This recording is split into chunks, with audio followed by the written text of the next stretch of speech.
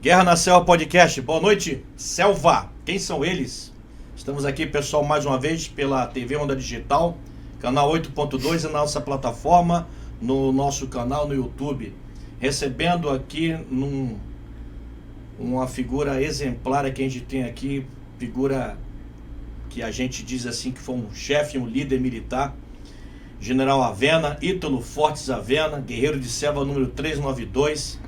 Tem uma história muito bacana na nossa engenharia do Exército, engenharia militar do Exército Brasileiro e na nossa Amazônia. Então ele vai contar pra gente hoje, essa noite, pessoal, a sua história, né? Como começou, como é que um garoto lá de Cachoeira do Sul, no Rio Grande do Sul, saiu dali, né?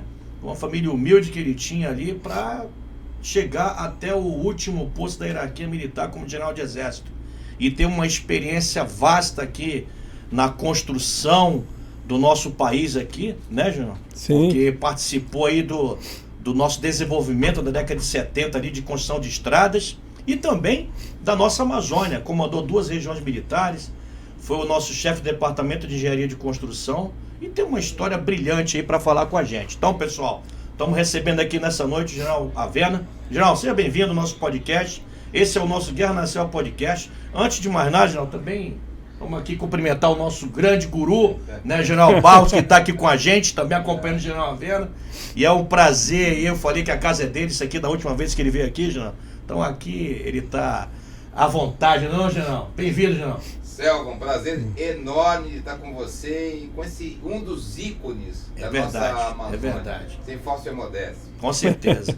General, para a gente começar aí, eu queria que o senhor falasse um pouco para esse pessoal que nos assiste e que nos segue no nosso canal, né? Um pouco da sua história, né? Como é que o senhor saiu lá do Sul, o senhor conseguiu galgar esses postos aí da hierarquia militar e o senhor, a gente vê que o senhor é uma pessoa de fino trato, mais simples, né? Isso é interessante pra caramba, que o pessoal vê a gente assim meio tosco, Sim. né? Milico, tal, camarada, mas não é bem assim não. Bem-vindo, General, mais uma vez. Muito obrigado. Inicialmente eu queria dizer da minha imensa satisfação e até uma grande emoção que eu estou sentindo agora, porque eu estou vendo o estúdio aqui selvático, né? Isso aqui nos coloca novamente no SIGs, né? Coisa boa. Aquele ambiente de selva. E eu já assisti alguns podcasts de vocês aqui, está muito bom, vocês estão fazendo um belo trabalho. E fiquei assim bastante gratificado de ser convidado para vir para cá. Para mim é uma imensa honra estar aqui, presente nesse momento, para contar a minha história, né? É uma história que eu acho que é de muitas pessoas, tem muita história parecida, mas cada uma tem suas particularidades. Verdade. Então, como você disse, eu nasci numa família humilde, nós éramos 6 filhos, né? E a minha mãe sempre dizia, minhas filhas vão ser professoras e os meus filhos vão ser militares. E ela conseguiu, né? Minhas 4 irmãs, sendo que a última ela não foi professora, fez o normal, se capacitou a ser professora, mas fez o concurso do Banco do Brasil, aí foi para o Banco do Brasil. E o meu irmão foi para a reserva, já falecido, que é da turma de 62, ele foi para a reserva como coronel de artilharia. E realmente a minha mãe conseguiu aquele objetivo que ela tinha, assim, né? E ela foi a grande incentivadora da nossa carreira, da nossa vida, né? Foi ela que deu os primeiros passos e tudo. E se eu contar qualquer fase da minha vida, eu tenho a presença dos meus pais. Porque às vezes a gente vê uma família que, assim, que não tem aquela expressão que tem outras famílias, mas que isso que eu valorizo muito o povo brasileiro. Onde você menos espera, está ali um núcleo familiar que pode trazer para o Brasil umas coisas muito boas, né? Então foi assim que eu comecei, vendo meu irmão incentivado. Quando meu irmão saiu aspirante, eu estava concluindo o ginásio. Aí eu fiz o concurso para o Colégio Militar de Porto Alegre, né? Quando eu fiz o concurso para o Colégio Militar de Porto Alegre, nós tínhamos... Essa história é bem interessante. Havia 30 vagas. E Brasil inteiro fazendo concurso. As escolas, foi na época do governo, acho que Jânio Quadros, não me lembro bem, nessa época.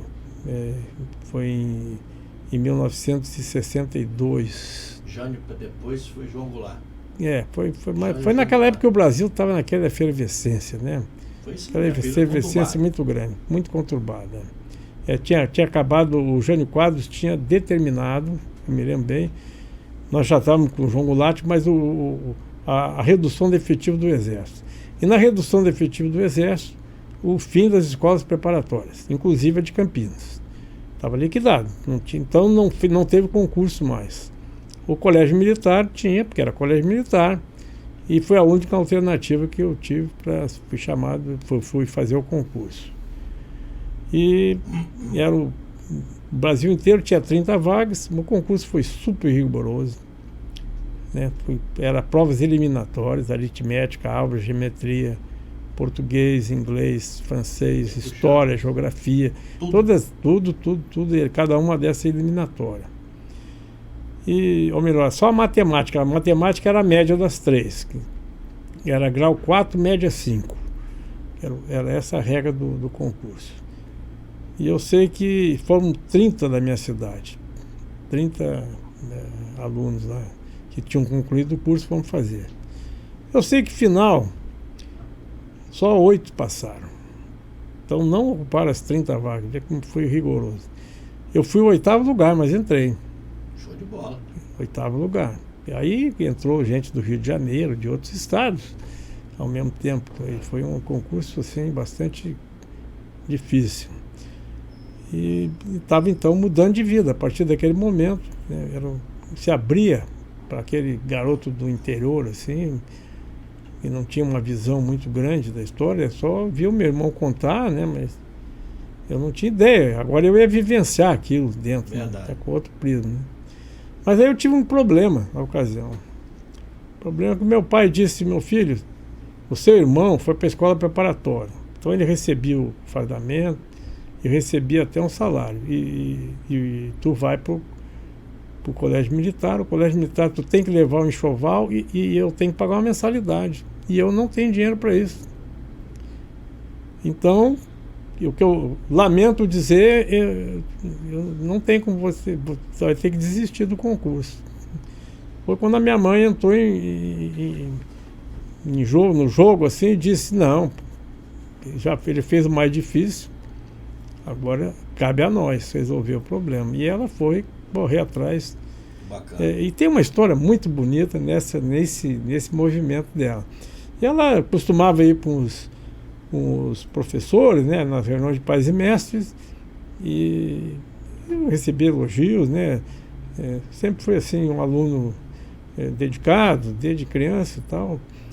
E se o cara não for, cara, você já não tem recurso. Se você não for um bom aluno, está perdido. Então você tem que fazer alguma coisa para sair daquela situação, né? Então o professor gostava de mim, e tinha um professor particularmente, o professor Carlos Salzano Vieira da Cunha, professor de latim. Eu era bom em latim, modéstia à parte, né? E ele me adorava, sabe, assim, um aluno que especial nesse aspecto, e sempre elogiava na reunião de pais e mestres. E a minha mãe foi lá falar com ele. Ele era político, né? Tornou um político depois, era do PTB na época, partido do Brizola, que era o governador do estado. Sim. Aí ele falou: vou falar com o governador para arrumar uma bolsa de estudos. E foi assim que eu entrei no colégio, com uma bolsa de estudo do governo do estado do Rio Grande do Sul. Você não teria entrado. Mas o mundo é estranho, né? Naquela época eu não tinha ideia assim da parte política, né? E futuramente depois a gente se voltou totalmente contra o Brizola, né? Que o Brizola seguiu uma linha que não era a nossa linha na época. Mas eu não posso deixar de falar isso. Você está esquecendo uma parte importante da minha vida, né? Verdade. Mas infelizmente o caminho foi trilhado. Também nunca tive com ele nunca soube quem era eu, mas a gente mudou de lado. Mas o que é interessante é que a minha mãe sempre dizia, toda vez que eu chegava lá em Cachoeira, assim, no licenciamento, umas férias, ela dizia: vai procurar o professor Carlos para agradecer. Professor Carlos, Pô, naquela época, cara, professor era um semideus pra gente, né? Você, chegava na aula, o professor se levantava, o professor tinha uma moral com o aluno, né? Não tinha... Aí eu ficava com medo, como é que eu vou agradecer? Eu vou dizer o quê? Eu ia chegar na frente dele e ficar mudo, sem saber o que dizer. E tal a distância, ainda mais pela minha idade, jovem aí de 15 anos, né?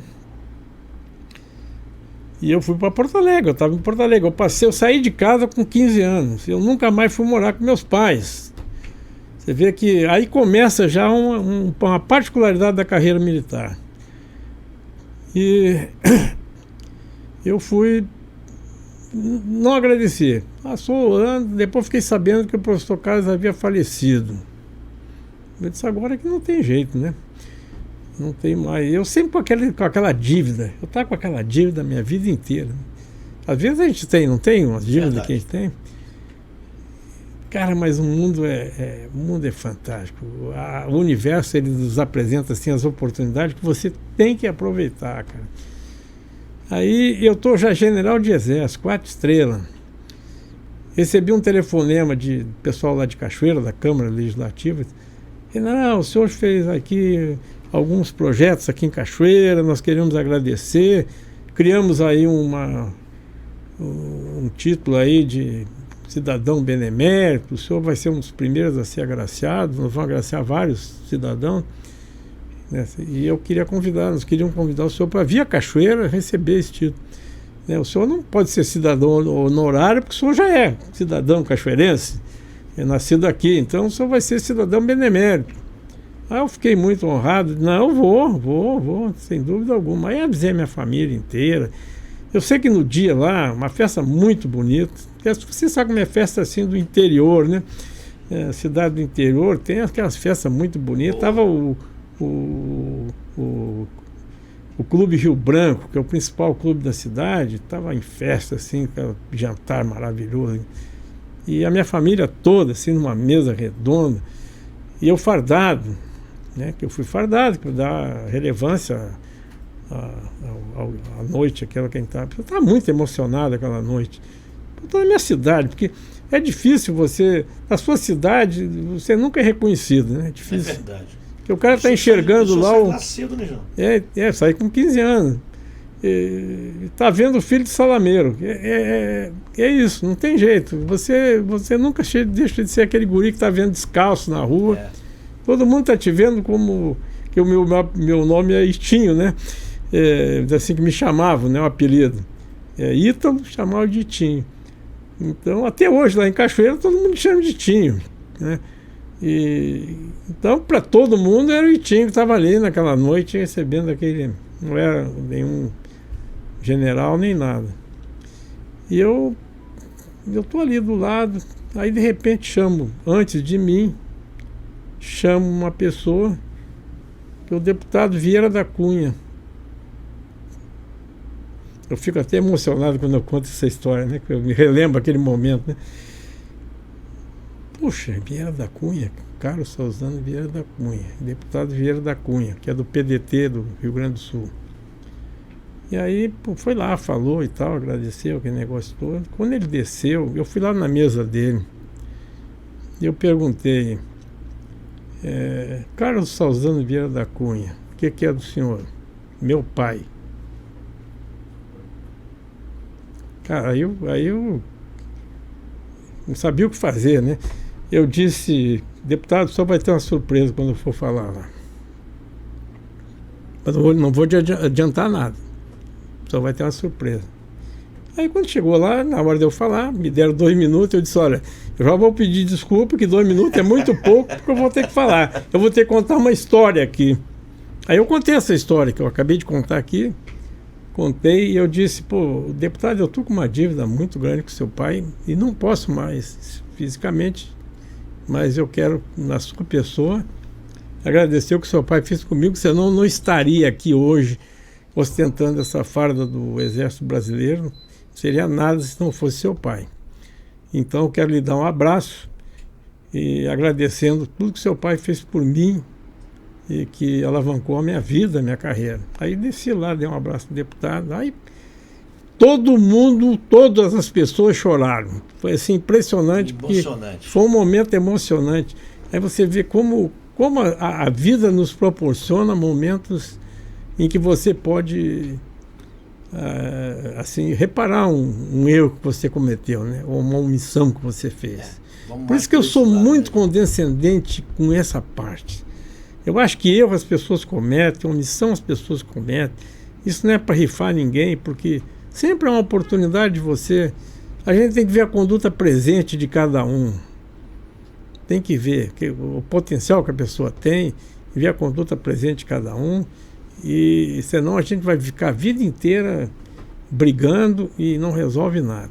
E a minha vida inteira militar foi assim: ocorreu um problema, eu quero resolver o problema primeiro. Vamos resolver o problema. Depois vamos apurar os culpados. Aí fulano se apresenta lá. Fui eu que fiz, tal. Qual foi a sua intenção? Se ele estava bem intencionado e errou porque acabou. Eu não tinha, acabou. Você não tem responsabilidade nenhuma, acabou. Se é mal intencionado, vai pagar. Quantas vezes ocorreu isso? Quantas vezes ocorreu isso comigo? Eu tive casos assim, eu podia contar aqui centenas de casos, de momentos que você tem que decidir e você vai dizer pro cara assim: ó, eu vou ter que te punir. Olho no olho, ter que te punir por causa disso, daquilo. Você é um cara muito bom, excepcional, mas cometeu um erro. Você admite cometer um erro e nesse momento não tem como ver de outra forma. Né? Não foi uma coisa involuntária, você cometeu sabendo que cometeu o erro. E as pessoas entendiam isso, né? Então, raras vezes que eu tive assim, um problema de consciência, de ficar, pô, será que eu fui, me excedi? Tanto que eu, como tenente, foram raros as pessoas que eu não puni nas minhas andanças, até os meus auxiliares direto ali. Eu era muito rígido. E como coronel comandante, eu acho que eu punia uns 2 ou 3 pessoas. Era outra ideia de vida, de enxergar as coisas. E nem por isso vou dizer que a minha unidade estava na ponta dos cascos. Não era falta de ação de comando. Entendi. Mas a gente vai aprendendo. Se o cara não aprender, cara... Aí o cara é coronel, está com o mesmo... Tá, pode até ter o espírito de tenente, mas ele não pode ter as decisões do tenente. Outra cabeça. Ele tem que ser muito mais maduro, exige reflexão. Então nós vemos hoje no quadro, e eu não quero mais falar em quadro político, vou falar só agora. No quadro político brasileiro, tem que respeitar a decisão dos nossos chefes. Tá? Tem que respeitar. Eu posso até não concordar. Eu tenho que respeitar com a posição com aquele chefe que está lá. Ele passou por todo um processo, ele não está chefe lá, está comandante por nada. Então nós temos que respeitar. Eu posso até dizer para ele: não concordo com a sua decisão, tudo bem. Eu não tenho os elementos para julgar as decisões das pessoas. E muitas vezes, como se diz, o comandante está sempre solitário. Quando ele tem que tomar uma decisão, ele não pode... eu vou tomar a decisão, mas a responsabilidade vai recair no fulano lá. Isso não está certo. É isso mesmo. Né? Então eu vi a coisa sempre assim. Passei por momentos muito difíceis para tomar essas decisões e aprender isso que eu estou transmitindo agora. E, general, isso é interessante que o senhor falou, que a gente vê muito da atividade do comando, né? Como uma parte que é muito peculiar daquele cara que está sentado naquela cadeira ali. A gente sabe mandar com. Né? E na engenharia a gente vê muito isso, muita proximidade, né? Dos quadros ali, do pessoal, muito elemento civil ali, servidor civil que trabalha também. E a gente sabe que é um trabalho diuturno, de muita expressividade. Sim. A gente tem exemplos aqui na nossa Amazônia de estradas que rasgaram a Amazônia inteira por meio da engenharia militar, engenharia do Exército. E a gente vê aí umas coisas que estão muito feias hoje em dia. Sim. Né? Em termos de preservação. Aí a gente olha assim, naquela década de 70, que o senhor era aspirante lá, o senhor pegou um trecho, e o senhor foi responsável por construir também estradas. Sim. E como é que é esse papel da engenharia? Esse papel, a gente fala do exército, a gente vê o papel da engenharia, né? O papel da engenharia, o pessoal saiba, né, que existe a engenharia militar, não é aquela do Instituto Militar de Engenharia, uma coisa mais técnica, mas é a engenharia militar dos nossos quartéis, que são responsáveis pela construção de estradas.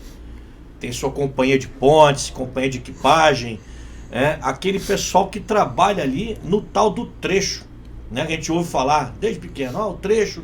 Meu pai serviu, né? Meu pai era sargento. Meu pai serviu em batalhão de engenharia lá em Santarém. E na época aquela que estava construindo a Santarém Cuiabá 163. E hoje a gente vê que tá uma coisa maravilhosa de passar ali. Né? Mas a gente vê hoje uma 319 e a 174 aqui na reserva indígena lá Miriatroali, que tá um absurdo. E a 319 não fomos nós que construímos, mas a 174 foi. 174 foi. 163 foi. E como é que é esse papel da engenharia? Que o senhor foi o chefe do departamento de engenharia de construção. Eu tive a honra de ser o diretor de obra de cooperação, né? Inicialmente, fiquei 3 anos coordenando todos os batalhões de engenharia. E depois fui ser o chefe em todo o Brasil. Em todo o Brasil. Isso é interessante. Né? Então, na minha carreira como general, comandei 2 regiões militares, né? A 8ª e a 12ª. A 8ª e a 12ª. Na nossa Amazônia. São da Amazônia, né? Com todas as suas particularidades, né, Júnior? Peculiaridades, assim, muito distintas uma da outra. Mesmo, né? E também fui diretor de cadastro e avaliação do Exército, que eu nunca esperava que ia receber essa missão. Foi a minha primeira comissão como oficial general, e que, para surpresa minha, assim, foi algo que me surpreendeu positivamente, né? Eu trabalhei na época com o general Guilherme, que era um conhecido. Valdésio Guilherme Figueiredo. Isso. Comandante militar da Amazônia. E foi comandante militar da Amazônia. Quando ele veio comandar a Amazônia, ele me levou para a 8ª região militar. Sim, senhor. Então nós tivemos uma ligação muito grande, assim, no aspecto profissional. Aí que eu fui conhecer, que todo mundo falava que o homem era duro demais. Era duro mesmo. Mas era bom de trabalhar com ele. Eu me senti muito bem ali, prestigiado, ali no cadastro de avaliação, e nós fizemos uma revolução no Exército. Naquela época ele estava no DGP. Uma revolução, inclusive implantando sistemas novos e enfrentando, assim, dificuldades imensas. Pô, se eu fosse contar as minhas histórias dessa época, eu não vou, assim, eu acho que tem coisa que a gente pode discorrer mais. Eu acho que eu gostaria de falar mais sobre a engenharia, mas esse período também foi muito rico, muito rico. Nós montamos um novo sistema de avaliação e depois, inclusive, não durou muito, mas eu considero ainda, modéstia à parte, que foi um dos melhores sistemas que foram montados no Exército, mas infelizmente o Exército não estava preparado na época para receber aquele sistema. Então não durou. Mas é assim mesmo, a gente tem que fazer a nossa parte. Deu certo, não deu, vamos para frente, né? É isso mesmo. Mas você falou sobre engenharia militar. Engenharia militar é muito difícil das pessoas entenderem. Eu fiz muitas palestras, inclusive na Fiesp, que eu disse: eu quero fazer uma palestra para os empresários. E, inclusive, numa das palestras estava o presidente da Fiesp, estava presente, e ele disse: os empresários não vão ouvir o senhor, general, porque eles querem falar mal da engenharia do Exército. Eu disse: nós não estamos aqui para atrapalhar a iniciativa privada. Por sinal, poucas pessoas são mais liberais do que eu no Brasil. Eu sou favorável a que a iniciativa privada assuma o comando do país. Eu sou pela lei do mercado, que eu acho que quanto mais você estatizar o país, pior. Não vou dizer que o regime militar, que os governos militares estiveram errados, porque naquela época tinha que estatizar. Mas depois, agora nós estamos vivendo um período em que nós temos que transformar numa democracia liberal. Somente uma democracia liberal é que vai proporcionar ao país uma democracia duradoura. Nós estamos numa democracia relativa. Sempre tivemos democracia relativa. Mas precisamos melhorar as instituições, e nós temos que vencer essa fase com as instituições. Eu sei que muita gente vai estar achando que eu estou falando errado, mas nós temos que trabalhar. É a hora que nós vamos ter que dizer, as nossas instituições vão ter que funcionar. E elas vão funcionar, tenho certeza. Pode ter certeza que esse fim desse ciclo vai ser muito bom para nós. Se eu tiver errado, eu vou me penitenciar. Mas eu acredito nisso. Mas eu digo o seguinte, a engenharia militar, ela atua numa área que é fortemente da iniciativa privada. Tá? Eu cheguei até a ser chamado, quando eu era o diretor de obra de cooperação, do maior empreiteiro do Brasil, porque nós estávamos com muitas obras ao nosso cargo. Mas mesmo assim, eu apresentando para eles, eu mostrava, está aqui o recurso que nós estamos trabalhando. Isso não significa 5% dos recursos federais. Ainda mais tem recurso estadual, tem recurso municipal, que nós nem chegamos perto, ou muito difícil. Às vezes lá uma cidade que outra, lá um estado que outro, que a gente faz convênio. Então, a nossa assim, inserção nesse mercado, no momento agora que nós estamos na maior inserção, ela não chega a 5%. Isso não vai fazer fratura em empresa nenhuma. Tanto que nenhuma empresa, grande empresa, dessas grandes empreiteiras do Brasil, nunca foi contra nós. Sempre tivemos uma relação muito boa com ele, inclusive de troca de engenheiros, de favores, de projetos e tudo. Então nós nunca tivemos problema com ele. Às vezes tem um problema com esses empresários menores, né? Que estão buscando um caminho no mercado, e às vezes não tem nem estrutura boa para isso, e esses caras que ficam falando mal da gente. Mas eu queria explicar o seguinte. Antes, eu quero dizer que nós recebemos uma visita do Comando da Engenharia Militar Americana. A Engenharia Militar Americana, ela também, como nós, ela tem uma inserção na parte hídrica nos Estados Unidos. Então, toda a parte hídrica, açudes, essa área toda de lagos, essa coisa, é controlada, toda essa área é controlada pela Engenharia Militar Americana. Quando eles vieram aqui, que nós apresentamos o nosso trabalho, mostramos a obra lá do São Francisco e outras obras de estrada que nós estávamos fazendo, eles ficaram assim abismados. Nós não fazemos isso que vocês fazem. Com a capacidade de... Eles não falaram, mas eles, nas entrelinhas, disseram: vocês são melhores do que nós, principalmente nesses aspectos. Né? Porque eles disseram: ó, nós estamos saindo aqui impressionados com o que nós vimos. Que a engenharia de vocês está muito capacitada. Por que a engenharia militar nossa está capacitada? Se tivesse uma verba específica no orçamento federal, ia ser um gasto imenso para formar mão de obra e tudo, é muito cara. Então a solução inteligente que surgiu aí na década de 40 em diante foi: a engenharia faz a obra permanente para o governo e aprende. Os nossos canteiros de trabalho são as nossas salas de instrução, né? É ali que nós aprendemos. Feito do soldado ali. Que depois o senhor vai transformar a vida desse garoto que está ali. Sim. Geralmente ele vai trabalhar nessa parte aí. E sair aperfeiçoado nesse negócio. Nós temos, inclusive, vídeos sobre isso, em que aparece um soldado ali, ele diz assim: eu estou aprendendo a ser operador de máquina. Depois aparece o mesmo soldado dizendo: eu sou operador de moto niveladora, já sou soldado antigo. Aí aparece uma terceira que ele diz: eu agora sou civil, estou trabalhando numa empreiteira e estou ganhando muito bem. Isso é muito bom. Né? A formação de um cara desse mão de obra, de eletricista, mecânico, e operadores de máquinas, infinitas, até garçom, essa coisa, a gente formava tudo. Preparação do cara para a vida civil. Preparação. E essas profissões são bem remuneradas. Você pegar um operador de máquina bom, muito bem remunerado, né? E hoje está sendo buscado, inclusive com o agronegócio aí, eu acho que há carência desse tipo de mão de obra. Aqui né? tem, né, João? O senhor lembra que o senhor estava na 12ª? Não sei se é da época do senhor, a criação desse banco de talentos. Sim. Né, que aqui foi feito pela CDL, né? O Ralph Assag, empresário daqui local, ele tem esse banco de talentos que pega muito do Exército. Sim. Né? O pessoal que é pedreiro, o pessoal operador de máquina, carpinteiro, garçom, taifeiro, enfim, coloca nesse bojo aí e entrega para o mercado de trabalho após o término do serviço militar desses militares aí, né? Exatamente. Então, como você falou,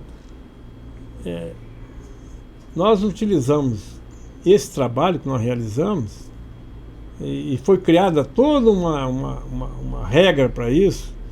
Hoje nós é tudo regrado, tem uma regra, como faz o convênio, como é feito a prestação de conta, tudo isso tem regra. Nós estabelecemos regra para tudo. Então, existe toda uma estrutura que está em torno disso aí. E o nosso equipamento nós compramos, depois de muita discussão com o TCU, nós provamos para o TCU que nós não poderíamos ficar fazendo obras e o nosso equipamento se deteriorando. Nós precisamos ter recursos para não só recuperar, fazer a manutenção desses equipamentos que forem se deteriorando, como para comprar novos equipamentos, porque nós gastamos. Se você vai escrever um livro lá, lápis, você está gastando lápis. Você vai ter que depois comprar outro lápis para ficar como estava antes, senão você está agindo de maneira incorreta. Você está trabalhando contra o seu patrimônio. E eles aceitaram isso e existe um acordo com o TCU permitindo que os recursos de depreciação calculados eles se transformam num recurso para compra de equipamentos.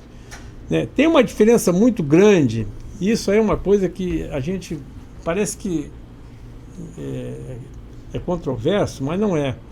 Custo e gasto, cara, são duas coisas absolutamente diferentes. Absolutamente diferentes. Quem trabalha nessa área sabe muito bem, mas a maioria não sabe. Então você tem um custo que é calculado, né? Calculado. Então, 1 quilômetro de estrada, ele é preciso fazer tantas operações de transporte de material, tudo isso chama-se o custo. Você calcula isso antes, você faz um orçamento. Então, custo está ligado ao orçamento. E gasto é o que você vai gastar em cada item desse. Então, nós já sofisticamos de forma que a gente gasta em função do orçamento de custo. Está muito bem estruturado isso na área de engenharia.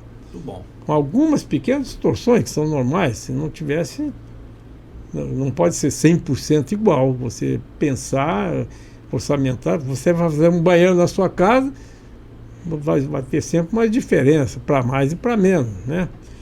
Isso acontece. Mas, na realidade, é isso, custo e gasto. E o que o Exército fica beneficiado? Você adestra a sua tropa, e hoje a tropa de engenharia é respeitada, dentro do Exército inclusive, e fora do Exército, pela qualidade dos trabalhos, por tudo que a gente faz, e o gasto que a gente tem o recurso que vem de fora. E o equipamento é mantido. Isso se transforma em investimento para a força, no caso. Sim, é um investimento para a força. Quer dizer, nós trabalhamos, nós não cobramos do órgão. Nós simplesmente criamos aquele orçamento que vai, quer dizer assim, vamos adestrar e manter a força de trabalho. Isso. Então a gente trabalhou o tempo todo nessas. E hoje a gente está com excelente força de trabalho. E outras coisas que nós fizemos junto com o DENIT, que foram sensacionais, na área de pontes. Então nós tínhamos problema, você deve estar lembrado, e estourou uma ponte no Maranhão, aí levou 15 dias para um equipamento chegar lá do Rio Grande do Sul, o Exército chegou com uma ponte Bailey do Rio Grande do Sul. Pô, então um dia nós acertamos com o DENIT o seguinte, vocês vão comprar para nós 8 pontes.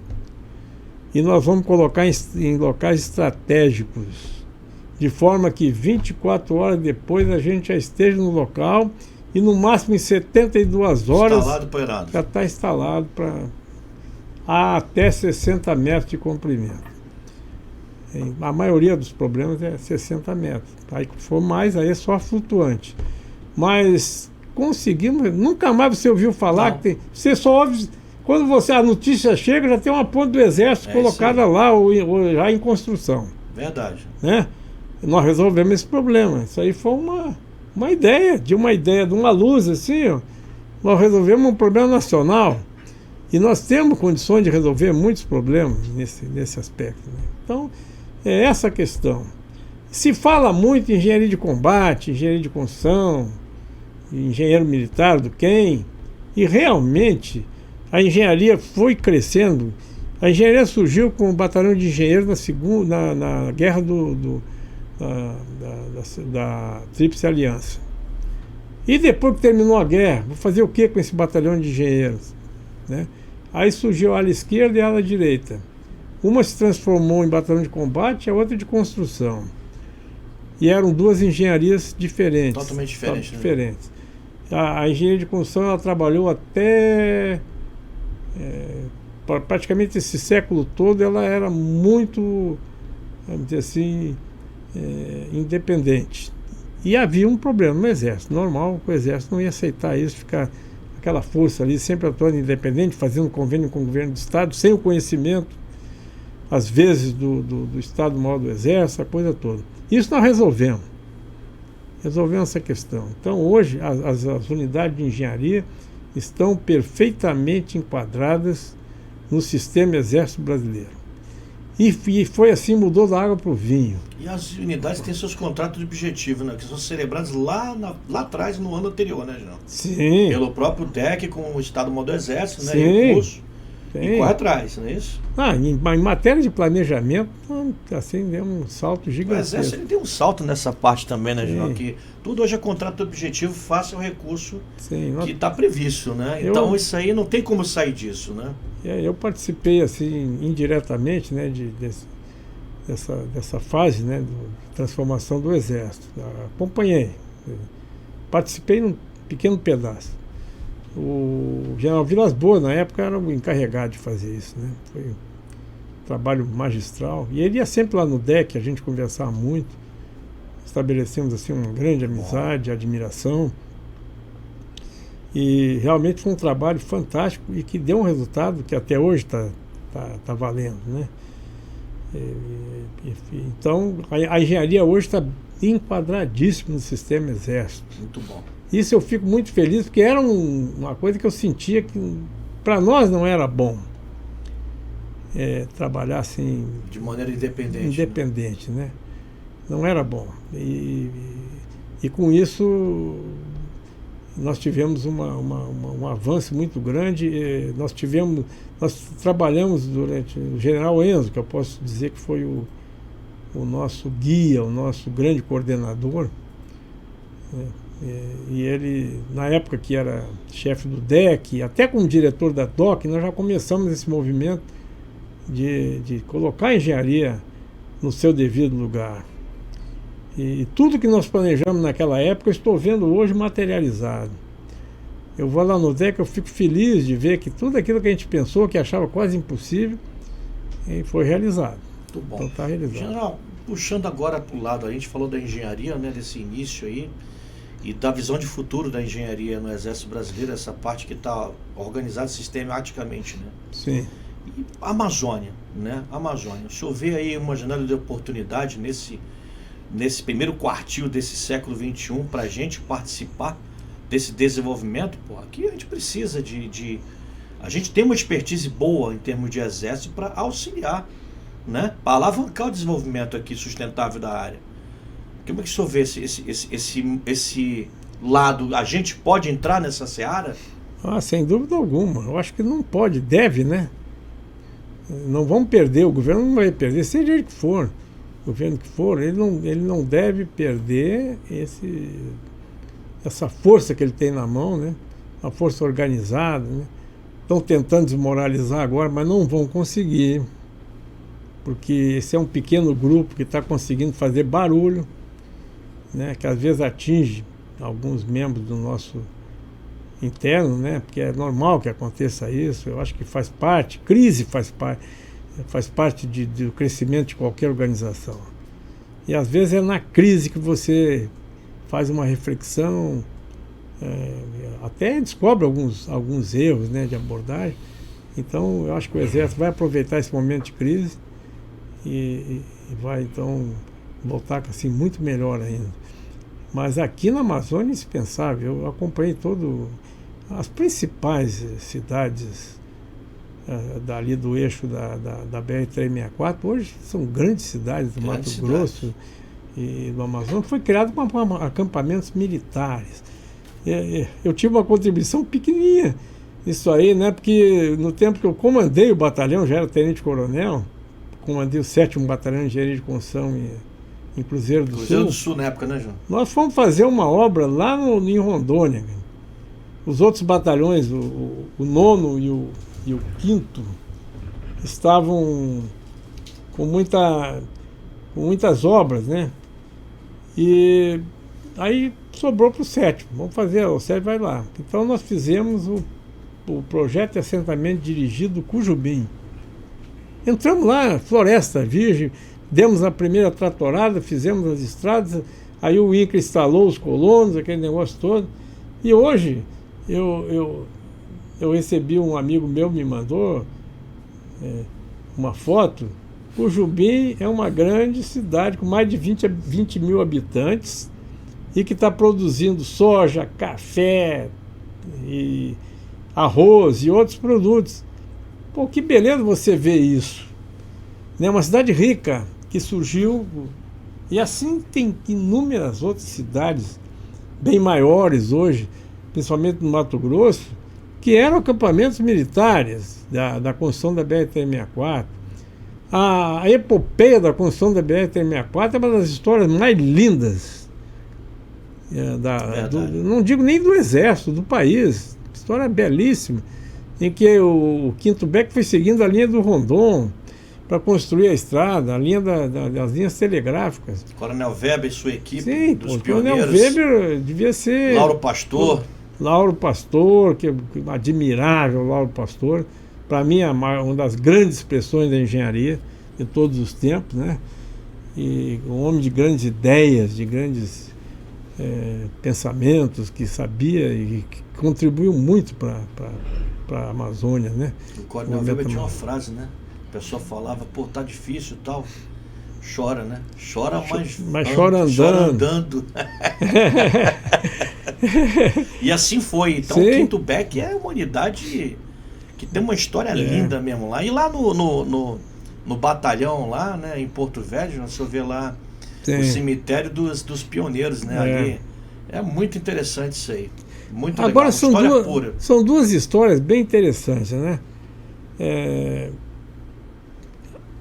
O Nordeste e a Amazônia, né? Então a parte amazônica, ela tem um grande romance, assim, uma história que pode se fazer um romance mais bonito que o Pantanal, aquela novela Pantanal, né? É belíssimo. Se alguém retratasse isso num filme, essa expansão que o Exército fez, ia ser uma coisa belíssima. Eu comparo essa entrada assim para aquela ida dos pioneiros americanos lá para o Velho Oeste, né? Que foi na base do tiro, o nosso foi a base do trator, né? A epopeia que seguia, as pessoas que morreram, né? Eu, no tempo que eu servi nos batalhões, todo ano a gente tinha um dissabor de ver mortes, né? De acidentes e outros problemas que ocorriam, doenças também, até suicídios, né? A gente vai moldando assim a vida da gente, vendo assim dramas pessoais e tudo. Não é uma coisa que acontece, você vê assim a estrada se formando, mas você não vê por trás daquilo, por trás do pano, você tem toda uma grandiosidade, todo um aspecto, tem todo um trabalho que tem uma logística, uma coisa que é inimaginável. Você tem que contar, só quem viveu para poder ver, né? Aquilo ali. Então eu tive essa experiência muito grande, vi passar muita coisa. Se eu passar um filme assim na minha frente, é um drama, mas ao mesmo tempo um drama assim grandioso, né? Seria assim um êxodo. Você está saindo ali da escravidão que o país estava mesmo em 1970. Aí nós éramos um país de 60 milhões de habitantes que não tinha infraestrutura, não tinha energia elétrica, não tinha nada. Então a década de 70, ela foi uma década transformação, de grandes transformações. Jamais o Brasil teria atingido esse estágio que ele está hoje se não houvesse a década de 70, que foi feito naquela década. O famoso milagre econômico do Brasil, né? Aqueles homens gigantes daquela época, né? E nós ali pequenininho fazendo a nossa parte. Mas olhando aqueles exemplos, né? Eu tive com o Andreasa algumas vezes. Eu tenho história com o Andreasa, tanto como tenente, que inspecionava a estrada com ele, né? Ele ali dizia, guri, entra aí, tal, me dava assim aquele tapinha carinhoso que eu quase caía, que era um cara grande, né? Aquele tapinha carinhoso e quase me derrubava, né? Mas aí eu rodava ali, mostrava, ele perguntando todo o detalhe da estrada toda, a gente rodava ali 100, 200 quilômetros, e que ele queria saber todos os detalhes e tal. Aí aprovava a estrada, depois vinha o presidente inaugurar. Então eu tive assim a Métodos, o presidente Gás, o presidente Médici e tudo.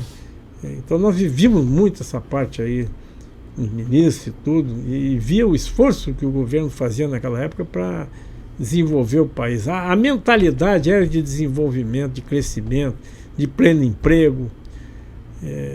A população estava feliz, todo mundo, que tinha um país em crescimento, a gente sentia isso aí. E foi a grande base que se formou, a Embrapa, esses grandes órgãos, foi tudo criado naquela época. Então, ali o Brasil formou a grande base para o crescimento. Hoje nós somos uma grande nação. Estamos em crise? Estamos em crise, faz parte do crescimento. Mas nós, inegavelmente, somos uma grande nação. Quando o pessoal vem me comparar Brasil com Venezuela, Brasil com Chile, cara, o PIB do Chile é menor do que o PIB da cidade de São Paulo, cara. Pô, não dá para comparar. Aí você vai pegar Paraná, Santa Catarina, Rio Grande do Sul, aquela estrutura. Você chega no interior do Nordeste. Nós abrimos o terceiro BEC, nós abrimos a estrada Picos Petrolina. Petrolina hoje é um grande centro, Petrolina Juazeiro da Bahia. É um grande centro comercial exportador. É verdade. Nós tivemos no Crato, nós recebíamos combustível no Crato. Pô, aquela região Crato, Juazeiro do Padre Cícero, é outro polo. Picos, que nós chegamos lá, Picos não tinha energia elétrica, Picos não tinha esgoto. Hoje, Picos é um grande centro comercial, tem 2 shopping centers em Picos. Quando é que a gente ia pensar isso? Então, levamos o desenvolvimento para o interior, sim. Aquele grande sonho que o Juscelino tinha, e temos que também dar esse crédito a ele, né?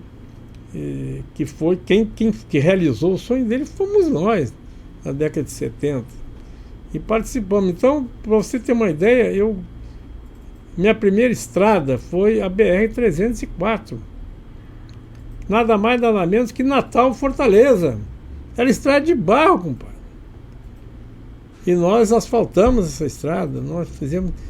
O primeiro asfalto da estrada fomos nós, terceira companhia do terceiro BEC, segunda companhia do terceiro BEC. Quando o batalhão saiu de Natal para Picos, eu era segundo tenente, fiquei tomando conta das estradas 226 e a BR-304 para fazer entrega para os órgãos do governo. E depois fui para Picos com o escalão, o terceiro escalão e o último escalão para implantação do batalhão em Picos. Aí construímos o quartel de Picos, que é um modelo de quartel, lindíssimo quartel, com uma estrutura assim que não existe em nenhuma outra unidade. Tem uma estrutura muito boa. E já eixamos por estrada, várias estradas ali, BR-316, BR 407, 020, que vai para Fortaleza também, já para o Santo Antônio, Lisboa ali. Então foi um desenvolvimento muito grande. Nós participamos, cara. A própria duplicação da BR-101, né, João? Pois é. Ali, né? Isso já foi agora. Essa duplicação da BR já estava na diretoria de obra de cooperação. Isso aí. Já como general. Nós duplicamos. Tem outra história. Podia escrever um livro sobre essa história. Muita coisa mesmo.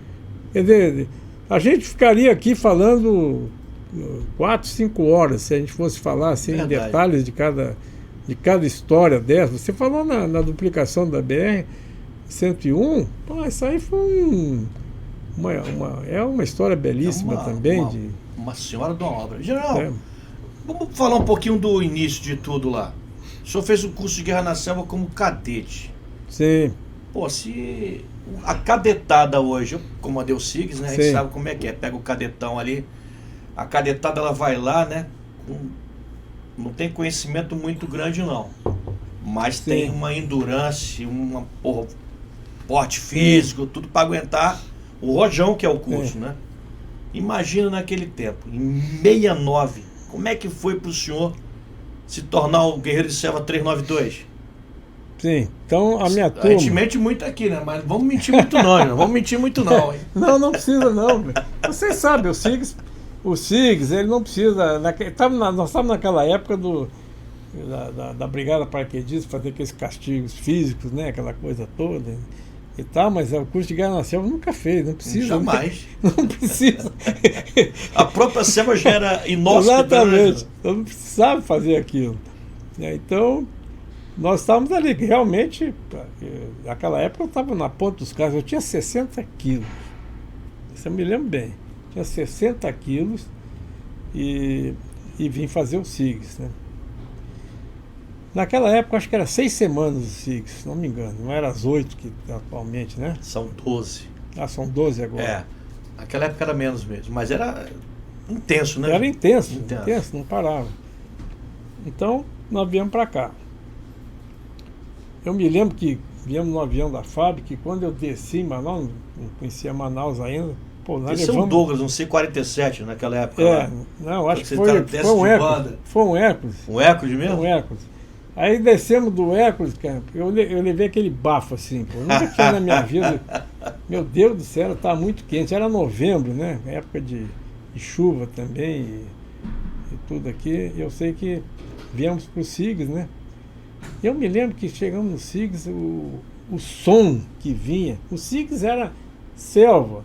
Manaus terminava praticamente ali no bairro São Jorge. E tinha poucas casas no bairro São Jorge.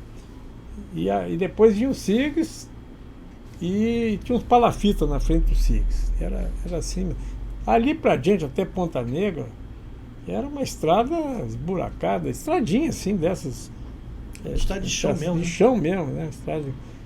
E nós chegamos lá, a gente deitava assim, ouvia o som da selva, né?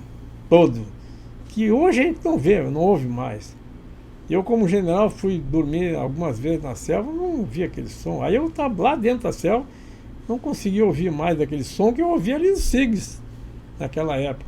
Então, nós fomos enfrentar mesmo a selva, toda a sua expressão, né? Fomos fazer todas as bases direitinho, tivemos a instrução. Por um lado, eles sabiam que estavam lidando com pessoas com preparo físico muito bom, físico, intelectual, e estavam decididos. Nós chegamos em 72 cadetes e terminamos o curso em 52. Então 20 foram desligados durante o curso ou pediram desligamento.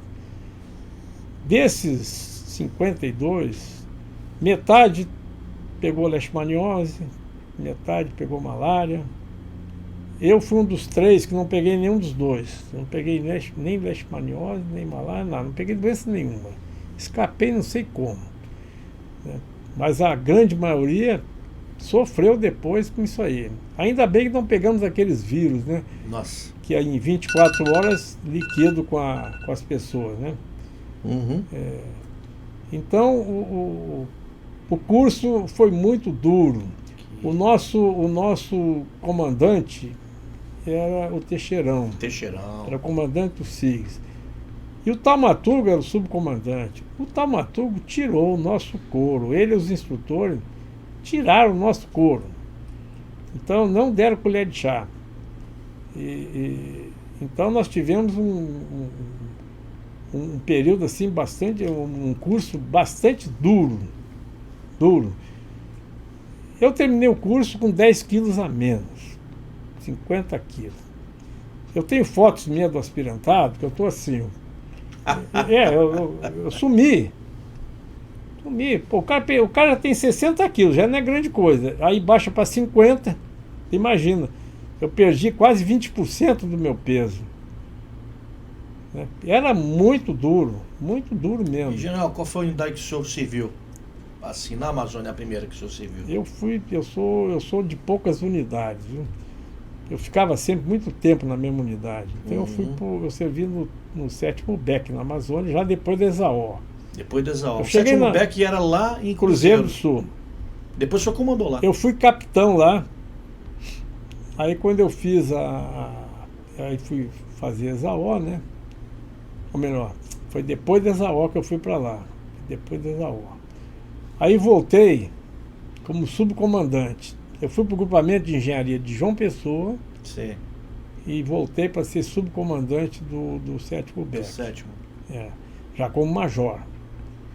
E depois eu estava fazendo a ESEMI, quando fui convidado para comandar o 7º BEC. Então quando saí da ESEMI eu não fui para a brigada, não fui para lugar nenhum. Eu fui comandar o batalhão. Imediatamente após terminar a ESEMI, eu assumi o comando do 7º BEC. O senhor ficou quanto tempo lá, João? Fiquei 2 anos, cada passagem dessa foram 2 anos. 2 anos. Então fiquei 6 anos em Cruzeiro do Sul. Eu tenho uma filha de Cruzeiro do Sul, a mais velha, nasceu em Cruzeiro do Sul, e a mais nova nasceu em Rio Branco. Porque a minha mulher tinha problema tinha que fazer cesariana, e lá em Cruzeiro do Sul não fazia. Não tinha, né? Então, interessante. E a do meio nasceu no Rio de Janeiro para estar fazendo um curso. Eu só saí da Amazônia e do Nordeste para fazer curso. Eu nunca servi no Rio Grande do Sul. Eu tive 3 oportunidades de escolher Cachoeira do Sul e confesso que eu tive uma grande vontade. Mas o apelo da construção, da engenharia de construção, foi muito mais forte. E eu fui para a luta. Então, o senhor se considera um engenheiro nato da parte de construção. Eu tenho sangue de trecheiro. Trecheiro. Né? Tenho sangue de trecheiro. A minha vida inteira foi isso. O senhor hoje, João, o senhor no 4 estrelas, o senhor está na reserva já, e o senhor olha para trás assim, o que dá mais saudade no senhor? Primeiro eu posso dizer que se tivesse que escolher de novo, eu trilharia o mesmo caminho, mesmo sabendo de todas as nossa dificuldades. engenharia. O mesmo caminho, exército, engenharia, né? E eu acho que tem assim uma vida gratificante. Não posso dizer que tenha sido uma vida tranquila, não foi. Não foi. Não, foi cheio de desafios. Cheio de desafios, e tem horas que a gente... Porque às vezes depois a gente não esquece, né? Mas tem decisões que você tem que tomar que não tem... só quem viveu o momento, né? Cara, eu tive momentos marcantes na minha vida. Eu perdi meu subcomandante, um ataque do coração. Eu estava com 3 meses de comando. Aí o filho dele veio dizendo: papai está morrendo. E eu corro na casa do lado e enxergo o meu subcomandante já morto. E aí tentando ressuscitar de todas as formas, o médico vieram e tudo, não adiantou. Pô, aquilo é um baque, você está com 3 meses de comando, um rapaz assim, cheio de vida, major, né? E foi um baque muito grande, assim, que muda a sua maneira de pensar das coisas. É uma pessoa muito penquista na cidade, já estava vários anos no local, e ali foi um momento assim muito difícil. Pô, várias outras pessoas que você está muito bem convivendo, de repente você tem a notícia que a pessoa faleceu. Então são muitos momentos marcantes, cara. No bom sentido, no mal também, né? Que te proporciona muitos ensinamentos. São decisões que você tem que tomar, às vezes, com relação a pessoas, e coisas que podem mudar a vida das pessoas. E você não é simplesmente... É diferente de você estar aqui em Manaus ou qualquer outro lugar, em que você vê a pessoa no quartel e depois não vê mais. Assim, fim de semana, cada um vai para o seu lugar. Lá não. No interior você está direto. Você está intensamente convivendo com as pessoas. Você conhece a mulher do seu oficial, do seu sargento, que na nossa engenharia, o clube de oficiais e sargentos sempre foi junto, foi o mesmo clube. Né? A gente ali convivia nos bons momentos, tinha os almoços de domingo e tudo. Era uma vida assim intensa, você vivia a semana inteira. 24 horas 24, a semana inteira, de domingo a domingo. E aí você acompanhava os dramas familiares. É impossível você não acompanhar, porque você está vivendo ali no dia a dia das pessoas. Elas te procuram, às vezes não procuram, mas os outros procuram. Então daqui a pouco você está inserido naquele sistema. E muitas vezes você vai ter que tomar uma decisão de comandante, de chefe, né, que é para o bem de todos.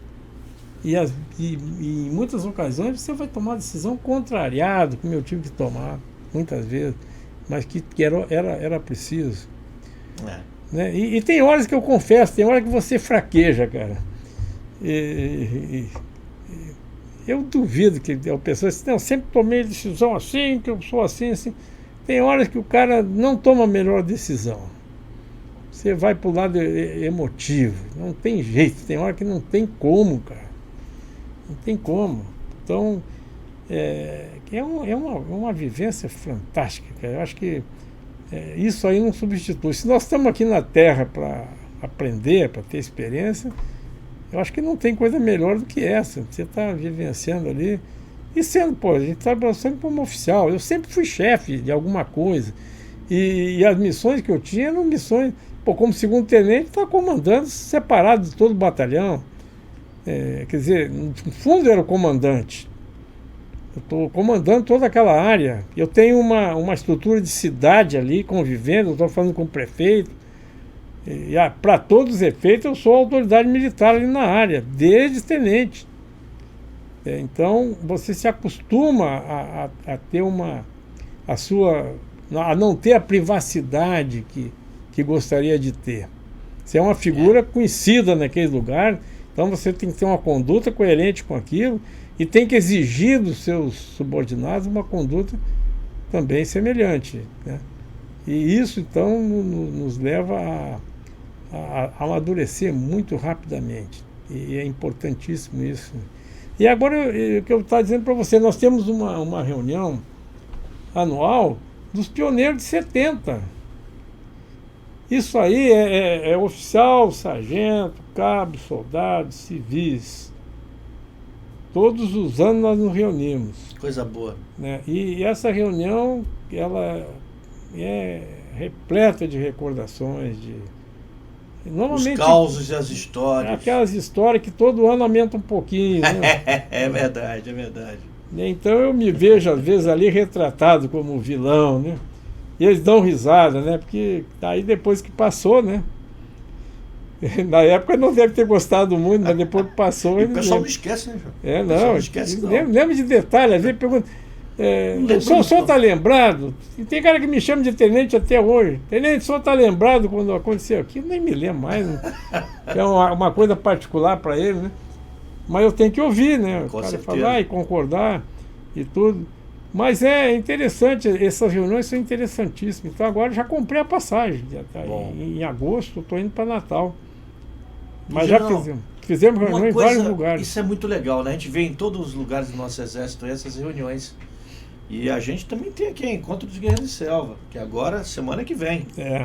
Semana que vem aqui a gente tem o encontro e isso é bacana pra gente reviver aquelas histórias, aqueles causos, né? E o mais legal é encontrar as pessoas que ou fizeram o curso com você, ou serviram com você em determinada época, ou que em outras épocas serviram nos SIGs como instrutores e monitores, ou que você encontrou ou deparou-se em alguma unidade dessa Amazônia, né? Isso é muito legal. Imagina, a gente está chegando ao final do podcast, infelizmente, mas é o tempo que é nosso inimigo, digamos assim, né? Mas eu queria saber do senhor, General, com uma vivência que o senhor tem, experiência, né, para a gente fechar esse podcast, está muito bacana. O que o senhor diria para esse jovem hoje, o cara que está entrando na força, né? O camarada que está lá, que fez o concurso, que está lá na preparatória hoje, cheio de sonhos e cheio de desafios, porque essa meninada não é mais boba que nem a gente era, não. A informação que eles têm hoje está saltando aos olhos aí, né? O que o senhor diria para essa molecada que está hoje aí, que quer fazer concurso para as escolas militares? Uma mensagem do senhor. Primeiro que eu tenho que reconhecer que é outro mundo, né? Nós estamos vivendo. E nós temos que aceitar a evolução. Não tem jeito. O mundo evolui e nós temos que caminhar junto. Não adianta bater de frente com esse mundo novo. Então, essa meninada que está, os desafios deles são completamente diferentes do nosso. Eles já não vão mais encontrar um Brasil do jeito que nós encontramos. Então, é um outro Brasil, é uma outra visão de Brasil, né? Mas o que eu digo é o seguinte, os valores nossos são os mesmos, tem que continuar. Então, eu espero que essa nova geração, ele já com esse novo enfoque, com esse novo mundo, ele mantenha os valores do Exército, né, que são importantíssimos. Isso não pode, esses valores são pétreos, não tem como negociar. Né? E que eles enfrentem a vida, porque vão ter ao longo da vida alegrias e decepções. E tenham consciência que o Exército não é uma organização burocrática. O Exército tem a sua burocracia, mas ele se diferencia dos demais órgãos pela realização de missões. Então, se naquela época nós estávamos, eu vendo pelo prisma da engenharia, e também vendo pelo prisma dos outros companheiros que lutaram contra a subversão naquela época, né? Nós lutamos a favor do desenvolvimento e contra as forças adversas que tinham na época, que era uma outra época diferente. Hoje eles têm outros desafios a vencer, né? Já não tem mais vão continuar fazendo obra, mas não tem mais que lutar pelo desenvolvimento em si. Já está tudo, o Brasil está consolidado em boa parte, né? Mas os desafios são cada vez maiores. A gente está conversando mesmo antes de nós iniciarmos o podcast, o grande desafio amazônico.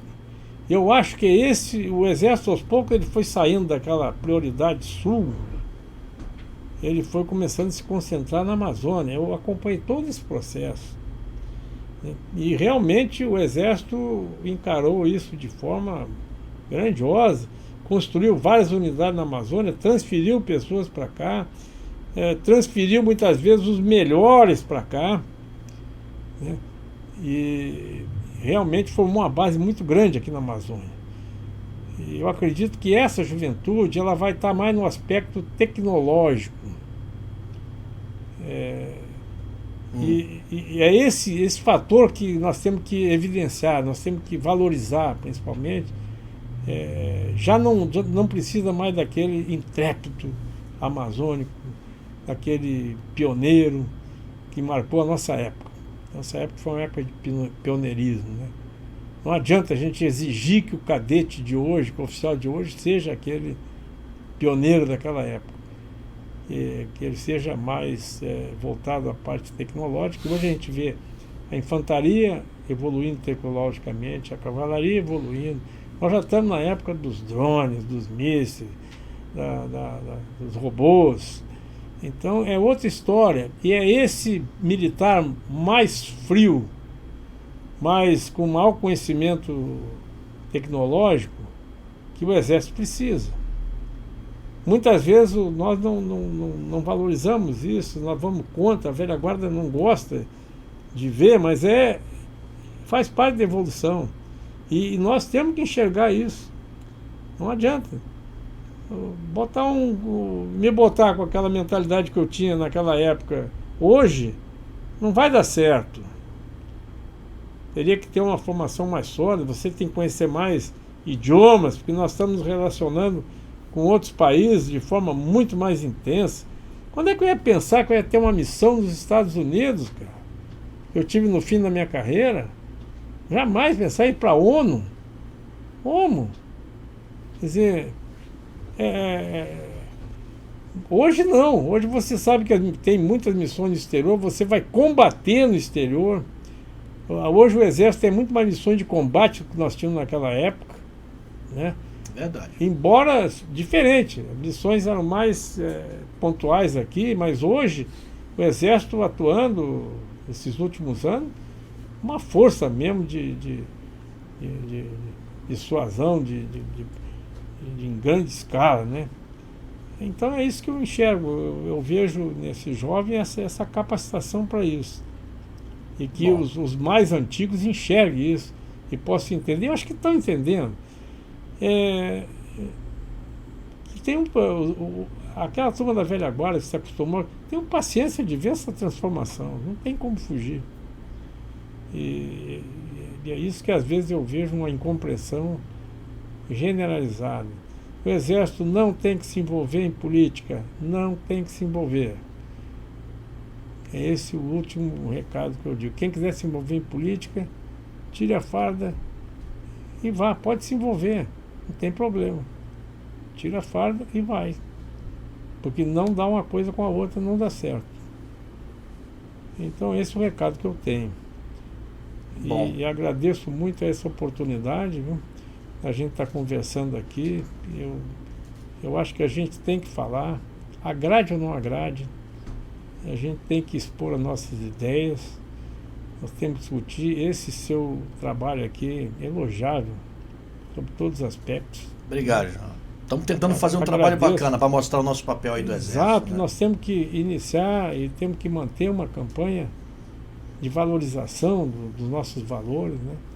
Mostrar o Exército na sua verdadeira grandeza. Tem muita gente que já está vendo caos aqui. Não tem nada, não. O Exército é sempre o mesmo e vai estar sempre crescendo, se desenvolvendo. E na crise a gente vai achar as melhores soluções. Eu sou assim apaixonado pelo meu Exército. Meu não, nosso, né? Pelo nosso Exército. Tem, assim, desde os 15 anos que eu estou dentro dessa estrutura. Já estou com 75, ou seja, 60 anos, né? Vivendo, porque eu fui para a reserva, mas eu continuo, participo de solenidades, eu estou sempre presente. Não vou largar até o último suspiro. Show. Eu vou estar dentro do Verde Oliva. Está aqui, estou com a minha camisinha do SIGS aqui. Excelente. Com muito orgulho. Nós somos Verde Oliva. O único tom vermelho que eu tenho, eu sou colorado, lá do Internacional. Não podemos falar muito nisso, não, que o senhor teve uma né? Colorado está muito bem, não, mas está bem. General, muito obrigado pela sua participação no nosso Guerra na Selva podcast, dizendo que as portas serão sempre abertas para o senhor que veio de Brasília e fez essa participação especial com a gente aqui, com toda a sua experiência, da sua vida, né? Experiência de vida no Exército, aqui na Amazônia, no Nordeste, enfim, na área da construção, na área da engenharia militar, para as pessoas saberem qual é o papel que a gente também exerce na integração nacional, levando ali o desenvolvimento, né, a ligação. Isso é muito importante. O pessoal não sabe muito o que a gente faz. Mas a gente está tentando fazer um trabalho aí que mostre, né, esse amor pela Amazônia, esse amor pela nossa instituição, que ela é secular, tem seus valores que são imutáveis, né? E a gente tenta colocar isso na cabeça dos mais novos, né? O Exército pode acompanhar, o mundo pode mudar, o Brasil pode mudar, mas os valores são os mesmos. Sim. Né? E esses valores que nos levaram adiante, e a gente tem que ter na cabeça o seguinte: a gente passa, mas vem outros, e esses outros têm que levar adiante, né? Esse sentimento, né, de valoração da nossa instituição, que ela é muito importante, e foi importante para o Brasil, e é importante até hoje. Agradecer também, João Val, o senhor está aqui também, que, embora aqui atrás, né, da cortina, digamos assim, está aí com o nosso fiel Assecla, né, o Albertinho, né, mas muito obrigado pela participação de vocês aqui hoje. Vena, muito obrigado. E o Guerra Nacional Podcast se despede aqui hoje de vocês nessa noite. Não esqueça de nos assistir também, tá, na plataforma do YouTube, dando seu recado lá com a gente, e também sintonizando na nossa TV Onda Digital, canal 8.2. Muito obrigado, pessoal. Selva! Selva!